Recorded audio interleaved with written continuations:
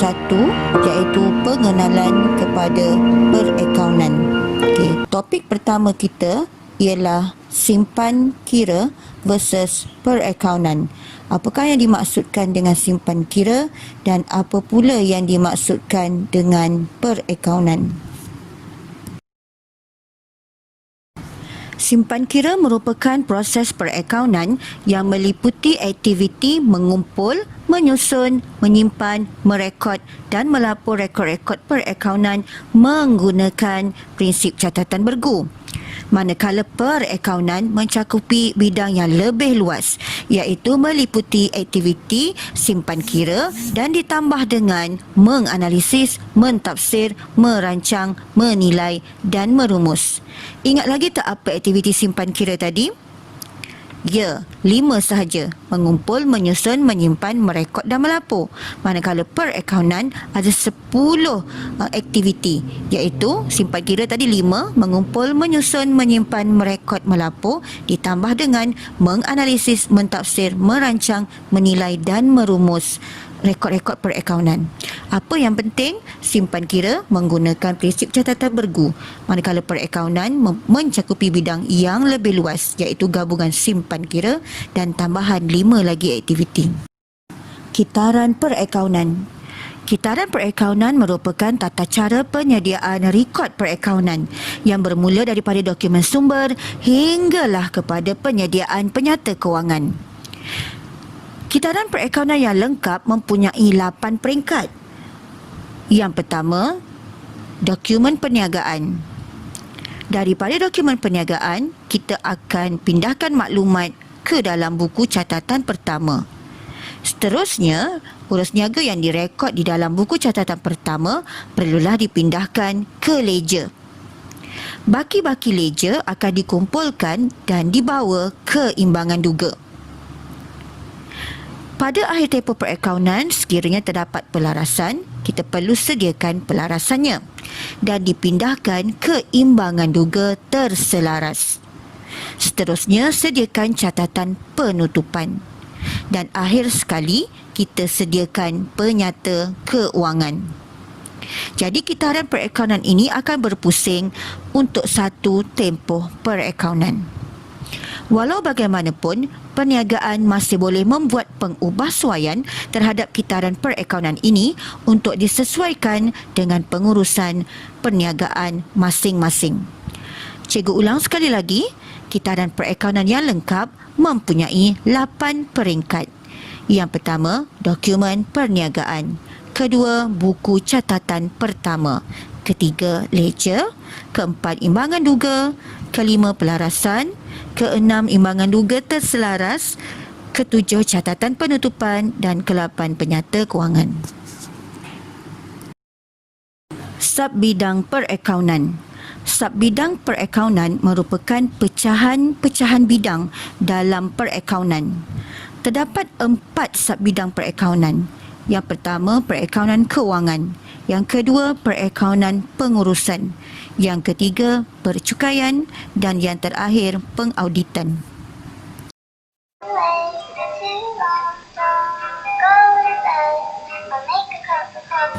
Subbidang pertama, perakaunan keuangan. Perakaunan kewangan menyediakan pelaporan maklumat perakaunan dalam bentuk penyata keuangan. Penyata kewangan pula digunakan oleh pengguna dalaman dan luaran untuk membuat keputusan. Seterusnya, perakaunan pengurusan. Perakaunan pengurusan menyediakan maklumat perakaunan untuk pengguna dalaman. Antara skop kerja perakaunan pengurusan ialah kawalan, perancangan dan pengurusan pengeluaran. Subbidang seterusnya adalah pengauditan. Pengauditan meliputi kerja memeriksa dokumen perniagaan dan rekod kewangan untuk mengesahkan rekod maklumat perakaunan adalah betul dan tepat. Juruaudit akan memastikan penyata kewangan yang disediakan mematuhi piawaian perakaunan yang diterima umum. Subbidang yang terakhir ialah percukaian. Percukaian merancang hal-hal percukaian dan menyediakan penyata cukai bagi pihak syarikat.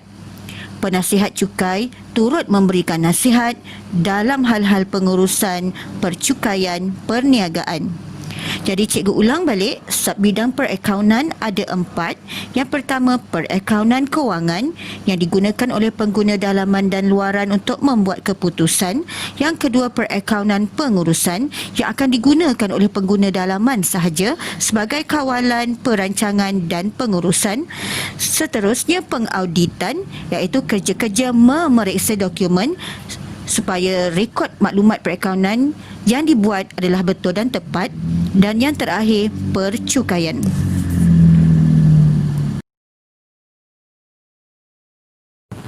Tajuk seterusnya ialah hubung kait fungsi perakaunan kewangan dengan pengauditan dan percukaian. Bagaimana perakaunan kewangan boleh berhubung kait dengan pengauditan? Dan bagaimana pula perakaunan kewangan boleh berkait dengan percukaian? Okey.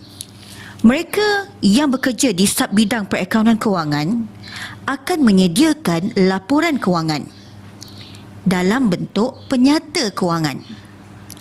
Jadi penyata kewangan biasanya terdiri daripada 2 penyata. Pertama, akaun perdagangan dan untung rugi. Yang kedua, penyata kedudukan keuangan. Laporan kewangan ini akan digunakan oleh juru audit bagi mengesahkan bahawa laporan kewangan tersebut adalah benar dan tepat. Jadi juru audit akan memeriksa secara menyeluruh semua laporan kewangan sesebuah perniagaan. Dah selesai diperiksa, laporan audit akan dikeluarkan.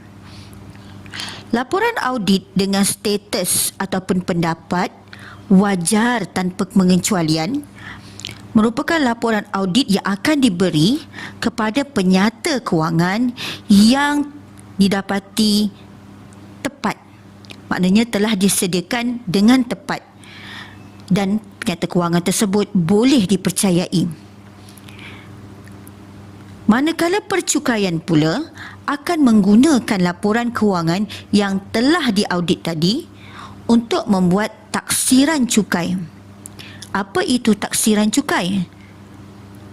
Taksiran cukai merupakan pengiraan cukai daripada pendapatan seseorang atau sesebuah perniagaan. Jika kita menjalankan perniagaan, pengiraan cukai akan dibuat berdasarkan daripada penyata kewangan yang telah siap diaudit. Pendapatan boleh cukai akan dikira selepas mengambil kira semua pelepasan cukai dan ia dapat ditentukan daripada penyata kewangan. Kesimpulannya, bagaimana perakaunan keuangan saling berkait dengan pengauditan dan percukaian adalah laporan kewangan yang disediakan akan disemak di bahagian pengauditan. Laporan kewangan yang telah disahkan tepat dan benar oleh juruaudit akan digunakan pula oleh pegawai cukai ataupun penasihat cukai bagi mengira atau mentaksir cukai pendapatan sesebuah perniagaan.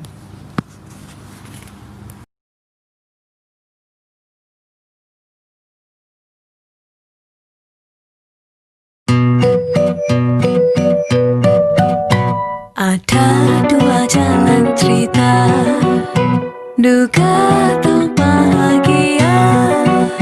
Mahu pilih yang mana, hati masih bertanya. Lekas aku mahu jawabnya. Jaga kau hati-hati, takut ia dicuri. Kelak nanti kau kan patah hati. Mungkin akan terjadi, tapi masih tak pasti. Harap engkau mengerti. Lihat pada